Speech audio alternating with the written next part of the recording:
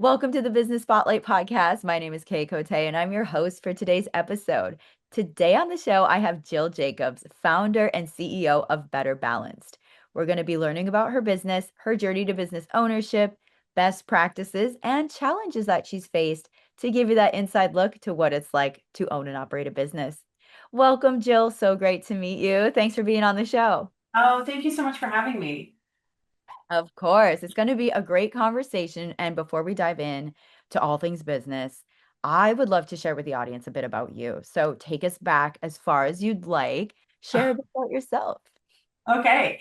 Well, let's see. How far back should we go here? Given where we are, I am a proud Indiana University alum, given that we just won the national championships for football. It's a very exciting year for us.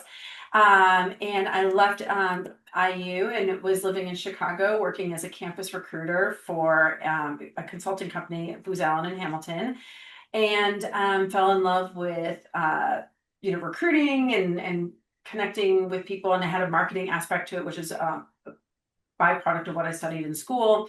And ultimately at University of Texas ended up being one of my schools, and fell in love with Austin and moved here 25 years ago, and did worked at the University of Texas for a few years as a career advisor to MBA students, and then really wanted to dive into a true marketing career and spent 14 years in tech marketing, primarily doing field marketing, working with sales teams and a lot of event planning and execution between sales and customers and all that good stuff.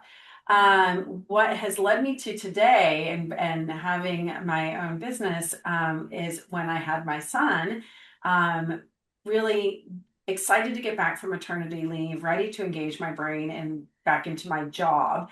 And but very quickly realized that this 5-day work week and 2-day weekend just felt really off to me in my core. And so I tried to pursue a role where I could work fewer than 40 hours a week in a professional capacity and just couldn't find it. And I was really frustrated by that. There was a lot of remote work from home jobs that people would classify as, flexible. And I'm like, well, I don't want to be remote and I don't want to work from home and I don't want to be full time. And so I started Better Balance to really address this issue. So we're helping to create more flex employee roles is what we're calling them. And we do that in two ways: by helping employers who already see the value find the people, good, qualified people, and for the also educating employers that people want and need this type of this type of work, and that they have people in their organization who are wanting this type of work. They're just not telling them. And so we come in and help them figure out who wants it, how much do they need or want to reduce by, what happens to the work that they are doing, and then basically make sure that there's no work left uncovered. So that's a little bit about me and the path I've taken. It's so inspiring what you said already. Like your son inspired you, and you were like, because you weren't previously wanting to do an entrepreneurship path, correct? You were in the groove working with colleges. Tell me about that. Like, was that scary when you're like, I think I need to start a business? Is that my solution? How was that for you? Yeah, yeah. And at this point I was working in tech marketing, and entrepreneurship was never on the radar for me. And it's funny because I actually, as I was losing my baby weight, I became a stylist for a fashion brand. And so it was kind of my little side hustle. And I like to say that that was my gateway drug into entrepreneurship. And so I was doing that on the side to my corporate job because I wanted to buy new clothes and I wanted to, get them at a discount. And so once I started to run that business, I started to see like, okay, this is it. It felt very doable, and so much of that, the infrastructure was in place. And I remember thinking, oh, like they create my website for me. They provide all these tools and all these things. I'm so glad I don't have to do all that stuff. And then, as I decided that, okay, I really need to go pursue what this better balance concept is.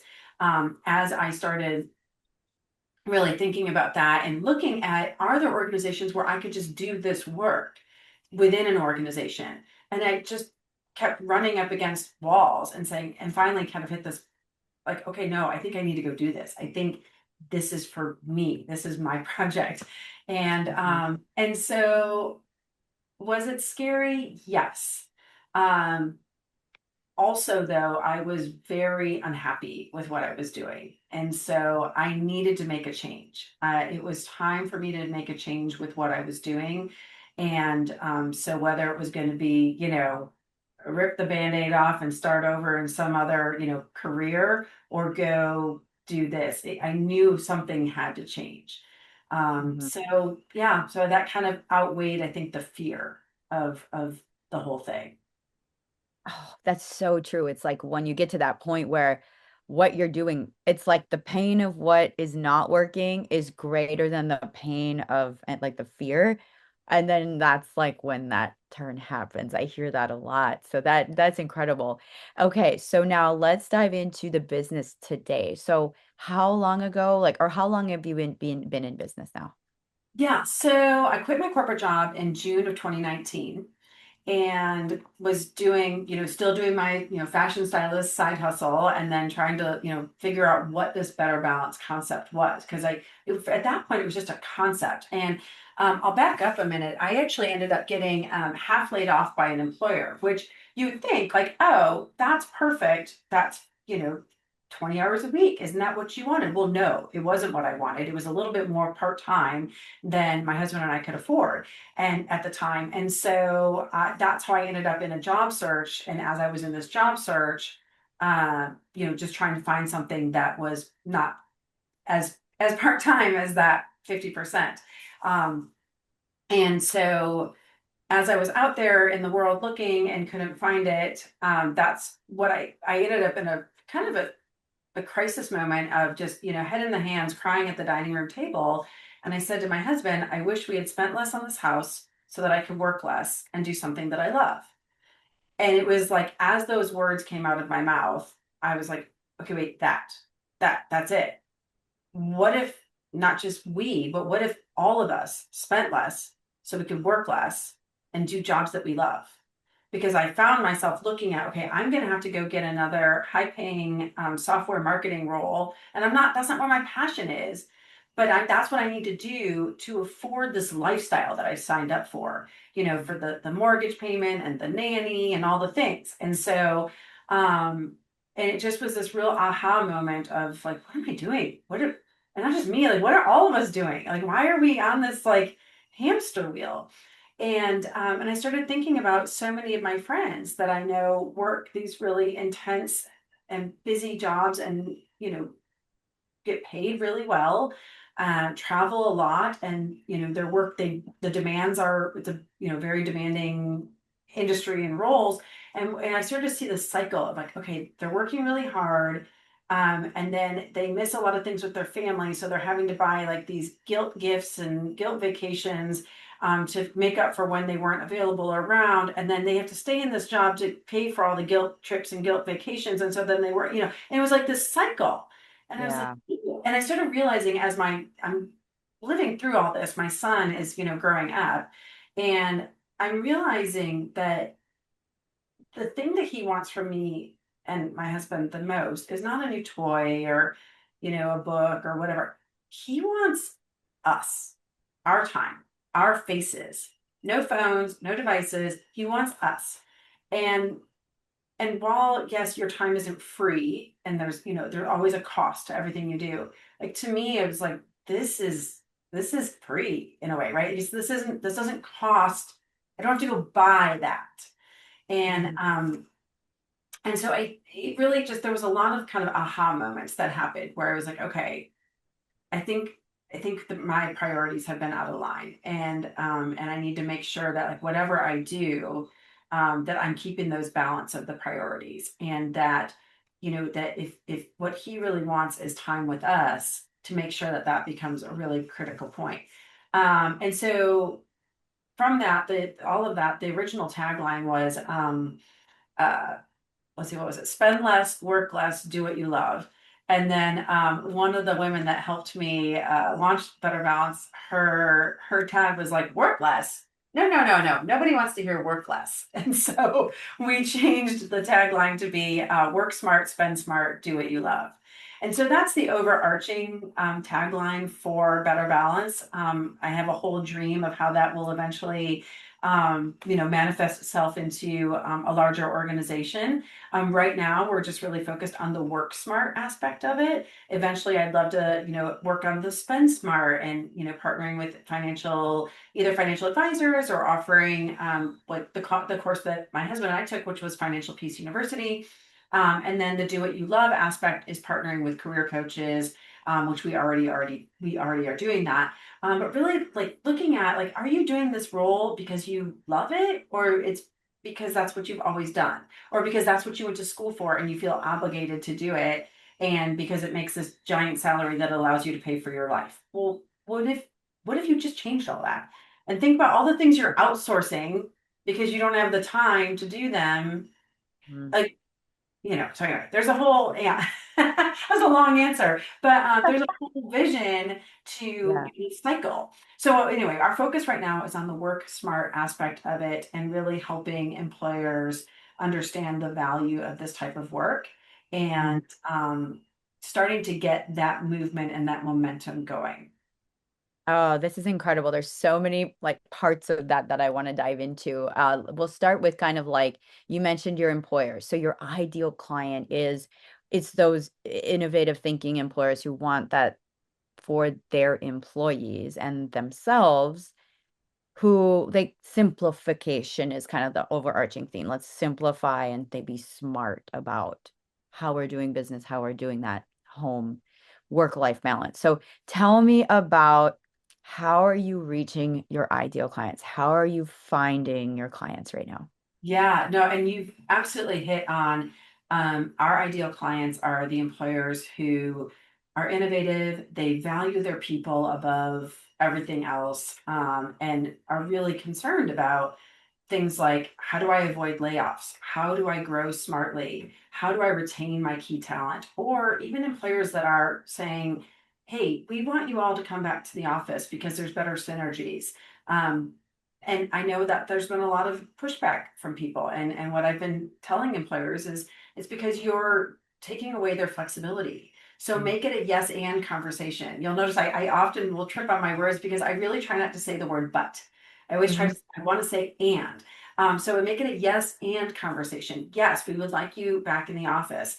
And if you still need the flexibility to go pick up your kiddos from school or be with your aging parents or get to you're going to school and in the evenings, we can still work with you. And I think right now, a lot of times the answer has been, yes, go get your kids from school and then just get back online. Well, again, that's counter to the whole thing that we were just talking about FaceTime, right? Or just being available and being present with your people, whoever it may be, or whatever it is that you're doing. If you know in the back of your head, I got to go get back online and finish my day, that's not the flexibility that people want or need. So, so yeah, so really ideally working with employers who see that, and or are, and are addressing one of those four things. So avoiding layoffs, retaining, growing smartly. And the growing smartly is the idea of, we need a marketing person, but we don't really have enough for a full-time person. Okay, great. Let's bring on a flex employee. And one of the things that we talk about often, I know I'm digressed from your question, but one of the things that we talk about often is the difference between a contractor, a gig, consultant, or this flex employee, right? Which is an employee of the company, and not a 1099, it is a W-2 person. And the reason for that is that when people are employees, they are more loyal, they're more efficient, more productive, they're a better part of the team, there's a consistency there. And the people who want or need this type of work are not looking to go find the next gig or the next contract or the next, consulting. Like, they don't want to have to be marketing themselves and doing the job. They just want to do the job, do it well, and then go and leave and take care of the other things that they want to do. And mhm. so we really hone in on this idea of employee. So you want to grow your marketing. We need to bring someone on 20 hours a week. Oh, that's great. Let's bring in a flex employee or 25, whatever it may be. And then oftentimes I think people will think, okay, well, now our marketing needs are growing. We'll just make that person full time. Well, why not look at what are your marketing needs? What's the next need you need? And is that another 20-hour a week role or 25-hour a week role? So anyway, and so really getting people to consider um, employee versus, the other type of classifications. As far as how we have, been finding our employers, we've actually 100% of our employers have been through referral. Of Mhm. just, people referring us to other people, to other employers and saying, hey, we've worked with Better Balance. They have really helped us, think about work in a different way. And then helped find candidates as well. So oftentimes, if you have somebody who's going from 40 hours a week to, let's say, 25, well, in some cases, maybe they can get their job done in 25 or 30 hours a week because they're really good and they're really efficient. And maybe that works. But if you're an accountant, let's say, and you're working 45, 50 hours on the regular, and now you want to go down to 25 hours a week, that 25 hours of work is not going to go away. So then we will help find you that replacement, someone to take on the additional work as an additional flex employee. And so yeah, so that's how we've been finding most of our employers is through referral. That's incredible. Now, okay. Now I want to talk about your employees because employees, I was like, oh my gosh. So what's your business look like? Do you have employees? Tell me about that structure. Yes, yeah. So it was really important to me from the beginning. I was like, okay, everybody needs to be an employee because that's that's my jam, that's my thing. And I sat down, we did the LLC, and I was talking with my lawyer, and I'm like, great. So now I need to get start bringing in employees. And she's like, great. You need to make sure you can make payroll every month. And I was like, oh. And this is where the whole like aha moment, I was like, I've never been an entrepreneur before. And I was like, oh, yeah, payroll. Okay.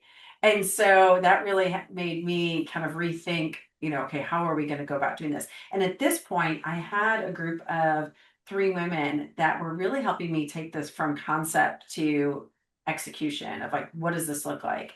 And so we were, we were in the baby stages, and so there wasn't a whole bunch of the revenue coming in and trying to figure it all out. And so they were, contractors to start. And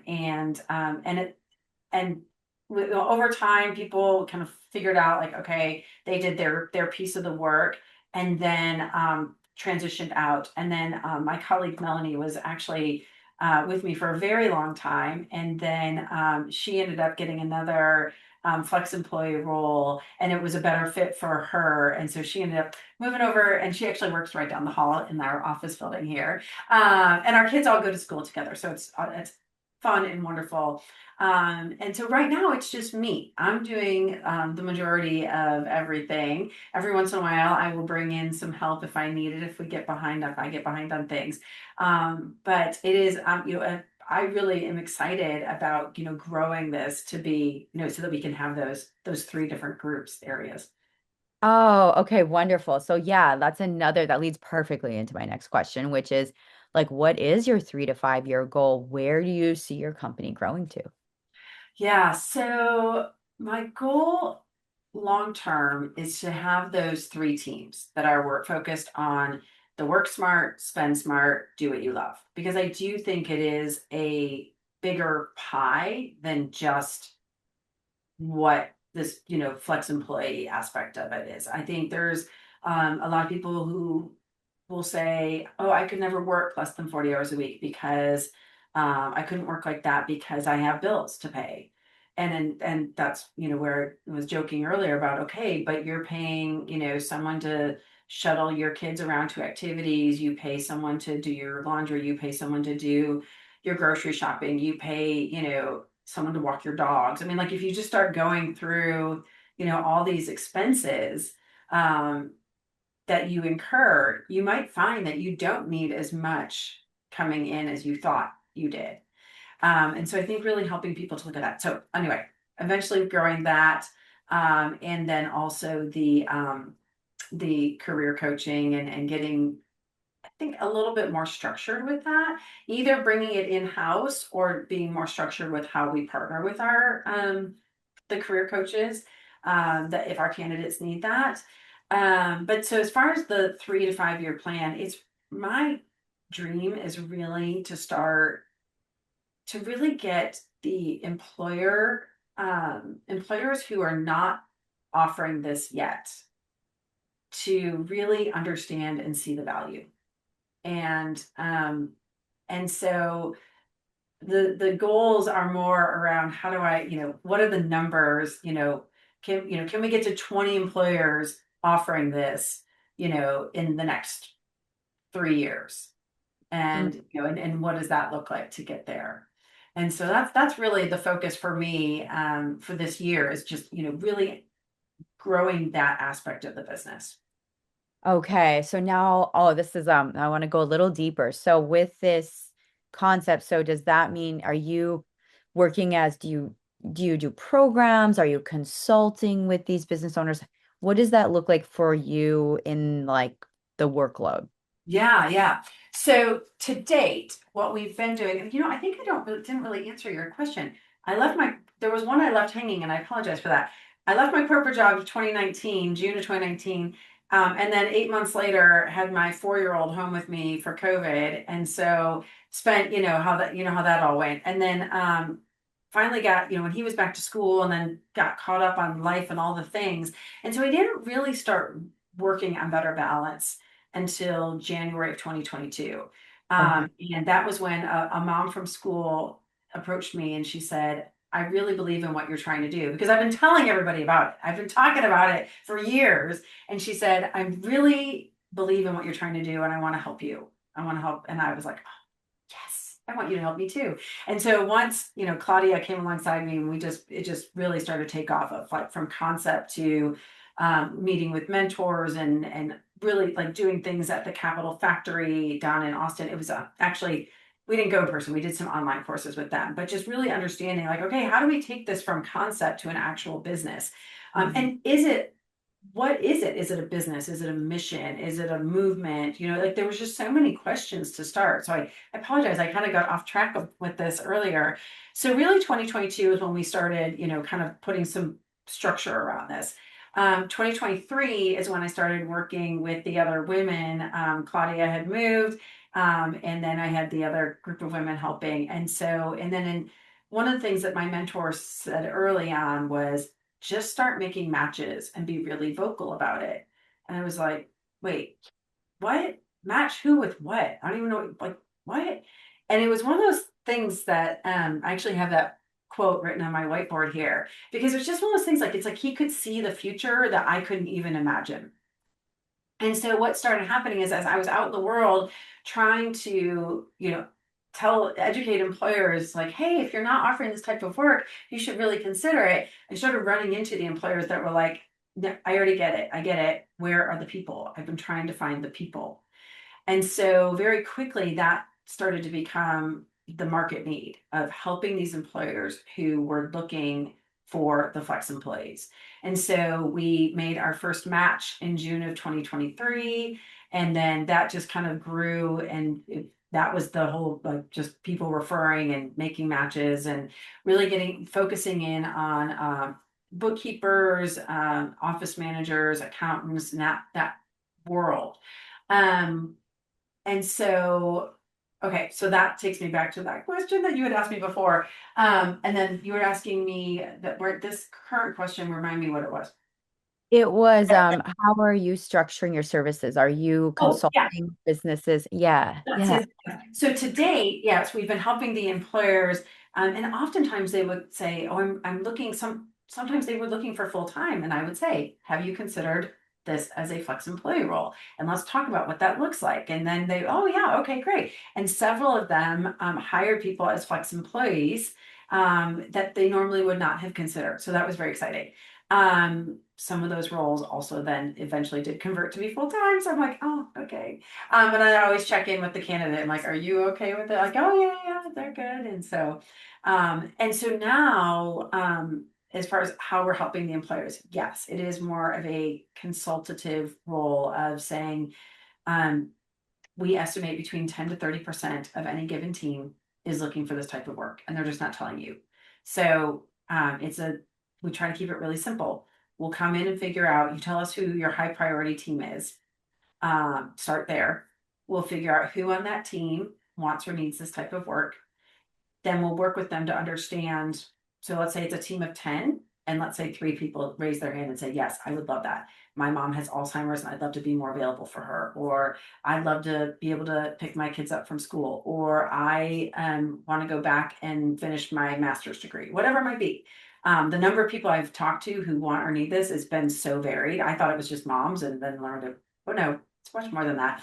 And so then we'll work with, let's say, those 3 people to understand, okay, how your job right now takes somewhere between 40 and 45 or 50 hours a week. Great. What do you need to want or need to reduce down to? And then from there, figuring out, okay, then what work would come off your plate? So A, can you do the role in that amount of time? And if the answer is no, then okay, what comes off your plate? And that becomes the job description for the next role. Obviously, we work hand in hand with the manager and then with HR to, make sure that all makes sense and jives. And then we would go fill that gap. Now, what's going to get interesting, but we would fill that gap in work with one of the flex employee that we have either already have spoken to that might be a good fit, and if they're Right. that matching component. And if they're not a good, if we don't have anyone who's a good fit, then we will go find someone who's a good fit. And so we'll do all that leg work. So we don't want to create any extra work for HR, and we don't want to create any extra work for the manager. And that is based on me talking to my friends who are managers and CEOs and work in HR. And they're like, love the concept, don't need any extra work, thanks. And so that really drove us to say, okay, we need to take this work off their plate. And then what's going to be really interesting is with AI and how that changes things. So for some people, they might say, yeah, with AI, I can do my job now in 20 hours a week or 25 hours a week because now this component of my job is being done by AI. And so that's one of the things that we're really trying to help employers see is rather than just decimating your teams and laying off 8 people and keeping 2 full time. What about keeping 4 or 5 at halftime? You know, Yeah, it's like flexibility. Okay, I really like this. It gets into the nuance. It gets in like this new way of thinking about work. So now I could dive a million ways, but I I really feel like my answers are very long. I apologize. so I wanna ask you, okay, so as you're building, as you're growing, what has been your biggest challenge you're faced with now as a business owner? Just for growing the business, anything that's like a roadblock, anything that's kind of in your way right now. Oh my gosh, so many things. So I think one of the things is when I think back to when I was doing the fashion stylist role, and I was like, oh, it's so great because they have my website and they have all the things. Well, when you're doing it yourself, you have to do it all. Yeah. So you're creating your own website if unless you can afford to have someone do it for you. You're doing all the bookkeeping, you're doing, figuring out how to invoice people. What are the structure? What's the how do you keep track of everything? And so just the infrastructure and setting all of that up and just realizing, especially coming from a corporate background where it's like, oh, there's nobody else to do this stuff. It's just me. Well, and Melanie and the other team members that were helping at the time, but we basically built that structure together. And Melanie had a background in recruiting, and so she helped put together so much of our candidate infrastructure and our employer infrastructure, and then, but yeah, I mean, just recognizing that you wear all the hats. You're doing the marketing, you're doing the finance, you're doing the operations, and if you're not doing it, you need to find someone who can do it. Mhm. And then you need to make sure you can pay those people. So that has been another obstacle that we're not taking outside investors. I don't. I have been advised by people not to take any investment funds because this is my baby. I'm not a serial entrepreneur. This is it. And I want to retain that control. And so now, so we're basically bootstrapping it. And so when you're bootstrapping it, you have to really think about, okay, we have, this amount of money. What is the best way to spend that money? Um, and so, yeah, so I think that has been probably the biggest challenge is bootstrapping something that you're super passionate about and, you know, would love, to have an influx of cash that's just like, hey, go do this, go hire three people or whatever. But also recognizing the trade-offs of when you do that and That makes a not lot of be sense. willing to make those trade-offs. That makes a lot of sense. And so when it comes to like you said, because money will be the resource to help make the engine go faster, how are you systemizing or how are you finding the roadblocks in that system from A to B? Oh my gosh. Um, yeah, and sometimes I think what I'm finding is you just kind of have to dig in and do it if it needs to get done. Mhm. So there are certainly things that I'm like, oh, I'd love to outsource that, or I'd love to have someone take that off my plate. Um, but then you just look and you're like, no, that's not going to be something that we're going to do right now. One thing that we do invest in is this office. I pay rent to have an office, and it's something that my husband and I have discussed and agreed it is the right thing for me and the way that I like to work. I don't work well at home. I will very easily end up, reorganizing the pantry or, like doing something that has nothing to do with work. And I need separation of work and home. And so we have decided that for the productivity and the professionalism of the business, investing in an office space is important. And so that is something that we've been doing. Now there are other people that are like, that's crazy. You should not do that. And I'm like, okay, yep. And you're probably right. But we made this choice of, not making that sacrifice. So yeah, so the roadblocks, they're real and you face them all the time. Um, yeah, I keep saying, I'm like, I would love just some angel investor to just show up with a checkbook. I get it. I'm right there with you. My Jill. husband's like, I'm right here. I've been your angel investor. Well, Jill, oh my gosh, this has been a great conversation. Thank you for sharing about your journey to business ownership, the challenges you're facing, the joy that it all brings you. And before we get to our final question of the day, I want to connect people with your business. So maybe that angel investor is out there, maybe that employee, maybe that next person for you is out there. How can people connect with you and your company online? Yes, absolutely. So our website is betterbalancedlife.com, and there we have resources for actually a brand new tool that I'm very excited about. It's a business assessment tool. So, and someone who works at a company, any company, can go into the tool and plug in, the number of employees you have, your revenue, things, all kinds of great data. How many flex employees you would maybe consider offering, what percentage of your workforce, etc. And it basically will spit out at the end how much money you will save by offering flex employee roles to your teams. And so I'm very excited about that because it really can be a cost savings to the business, which we didn't dive into, and I'm remiss. I should have talked about that more. But yes, but so employers, business assessment, and just look and see and learn how much you can save your business by offering this. And then for people who are wanting this type of work, there's a candidate page where you can submit an application to become a candidate. And if you just want to talk to me about, hey, I'd like you to bring this to my employer. I think of it as kind of like the Aflac model, like tell your employer to ask you about Better Balance. Reach out to me at info@betterbalancedlife.com. And I would love to connect with you and learn more and see if I can help your employer offer this. And if you are an employer who already sees the value and you're looking for great people, come check us out and I'd be happy to help. Wonderful. Thank you, Jill. Now for the final question for today. What is most inspiring to you today? Oh gosh. Um, the thing that is most inspiring to me in the work that I'm doing is helping people find a role that they love.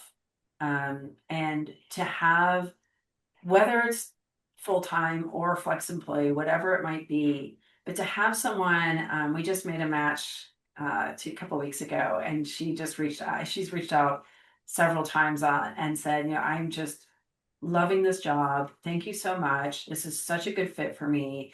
I'm learning and I'm growing and I'm so grateful. And that to receive those messages is just it it just makes you want to work harder, and you realize like you're impacting people's lives, and so that's really what inspires me is having that impact. One thing I always say is that this is a mission, and it is way bigger than me, and I really I want in 10 years that we look back and flex employees are the norm. It's Yeah. something that is a norm, not an exception. And so that's the other thing that really inspires me is to work towards that goal. Well, thank you so much, Jill. That's inspiring for me to hear. I'm sure our audience took a lot away from this. Thank you so much for being on the show today. Oh, thank you for having me and letting me share.